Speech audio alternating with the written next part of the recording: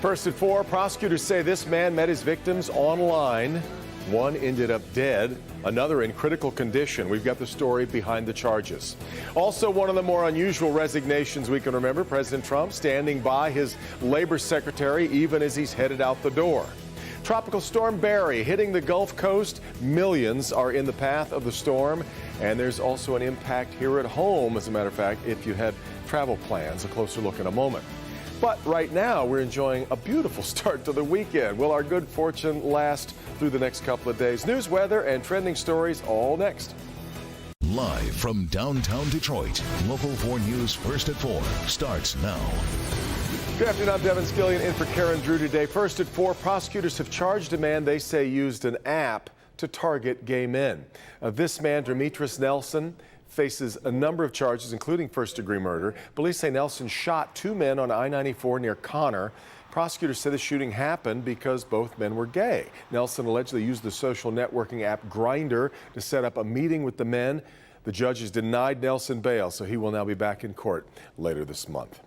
A Detroit man is behind bars accused of shooting 3 people, including an 8-year-old boy. Daryl Edwards faces multiple charges, including 3 counts of assault with intent to murder. Prosecutors say the shooting happened because Edwards was rejected by an ex-girlfriend. Edwards has been denied bail. He'll be back in court next week. Wayne County Prosecutor Kim Worthy calls the shooting something beyond tragic. The former president of Michigan State University, Luanna Simon, back in a courtroom today. She's facing charges of lying to police about her knowledge of the complaints against Larry Nassar. This is day 6 of the former president's preliminary hearing. It actually started back in February. Today, an MSU trustee and MSP detective took the stand to testify. That hearing is still going on as we've arrived at 4 p.m. on a Friday. We'll see if the judge decides whether Luanna Simon is indeed going to go to trial, and we'll have an update just as soon as it's available to us.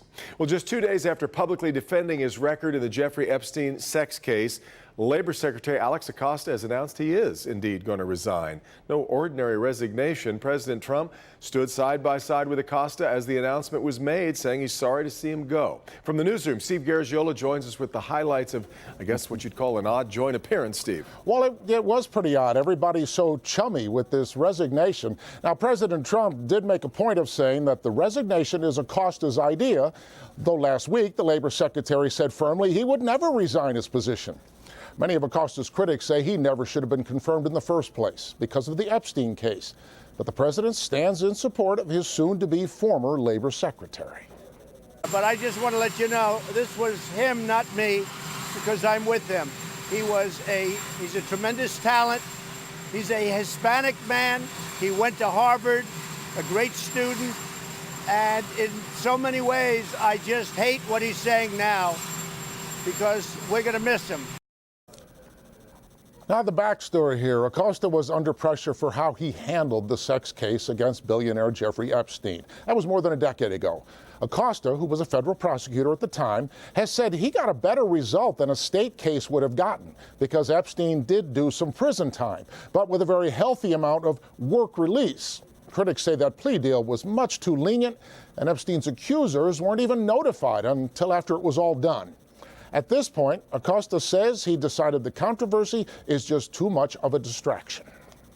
It would be selfish for me to stay in this position and continue talking about a case that's 12 years old rather than about the amazing economy we have right now. And so I submitted my resignation to the president effective 7 days from today. So President Trump says Deputy Labor Secretary Patrick Pizzello will become the acting Labor Secretary after Acosta leaves. Devin? Well, Steve, let's go back to where things stand right now with the newest charges against Jeffrey Epstein. Yeah, and that is just beginning to roll along. Epstein remains behind bars at least through the weekend. His attorneys have offered a bail package to get him out worth $77 million. It would include his home and his jet as collateral. But really, that's walking around money for a guy with his kind of wealth. So he does remain a flight risk, so it's expected he will remain in custody and go back to court on Monday. But, of course, we'll keep an eye on it. Don't see bail matters quite as extraordinary as that one very often. Yeah. All right, Steve, we'll see you back here at 5 o'clock. Let's turn our attention now to Tropical Storm Barry, which is already hitting the Gulf Coast with wind and rain. as it, yes, does build toward hurricane strength. The storm is expected to make landfall in Louisiana early tomorrow. It could become the first hurricane of the season. National Guard troops and rescue crews have been posted around the state. Most of the major airlines, by the way, offering waivers for travel, and that does include Delta. Homeowners doing what they can to sandbag around their properties or just packing up and leaving altogether. More than 1.5 feet of rain is expected. And of course, the Mississippi River is already so swollen from the seasonal rains we've had. I've never seen it this high. I really haven't ever seen it this high, and so it's a little scary. We're getting ready to pull out, so I got my family all packed up, got a camper loaded. So this hurricane is going to test the post-Katrina flood defenses in New Orleans. You recall how that storm devastated that city. That's 14 years ago, and really, in many ways, the first big test since then. Will the storm become a hurricane? Where do things stand at this hour? We bring in meteorologist Andrew Humphrey with a closer look. Andrew.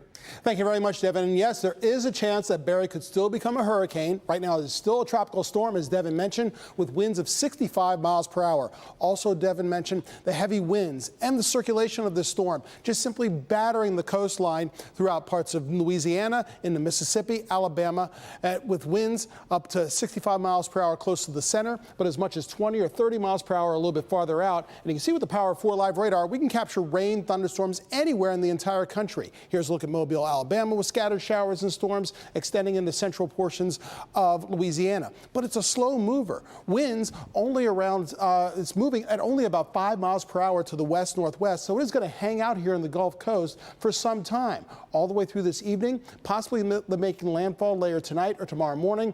That's the time period where it may become a Category 1 hurricane with winds of 75 miles per hour. And look at this, it moves farther inland, closer to us right here in Detroit and southeast Michigan by the middle of next week. Right now we have beautiful conditions, temperatures in the 70s. We'll talk about Barry's impact. We'll also talk about our weekend forecast coming right up. All right, Andrew, let's get back to matters now surrounding the president. He has backed down on putting a citizenship question on the census. That was breaking news yesterday. He is not backing down on immigration raids that will reportedly start this weekend. Critics have launched protests across the country, large and small. This was the scene this morning outside the Immigration Customs Enforcement offices in Detroit. Now, right now, Detroit is not on the list of targeted cities. There are 10 of them nationwide. Concerns have been spreading, though, coast to coast, even in the cities not on the list. The president says the raids have a clear focus. It starts on Sunday, and they're going to take people out, and they're going to bring them back to their countries, or they're going to take criminals out, put them in prison, or put them in prison in the countries they came from.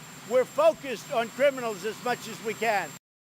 Another protest, though, planned for this evening at the Rosa Parks Federal Building. We'll have a live report coming up new at 6 o'clock. It's a devastating loss that some 24,000 families have to face every year. 1 in every 100 pregnancies ends in a stillbirth, 1 out of every 100. But 2 Ohio families are trying to make that loss a little easier to bear in memory of the babies they never got to take home. That moment is probably the worst moment of my entire life, because everybody tells you what to do when you come home with a baby, but no one tells you what to do when you don't. In 2015, Aaron and Anthony Maroon's daughter, Ashley, was stillborn at 41 weeks.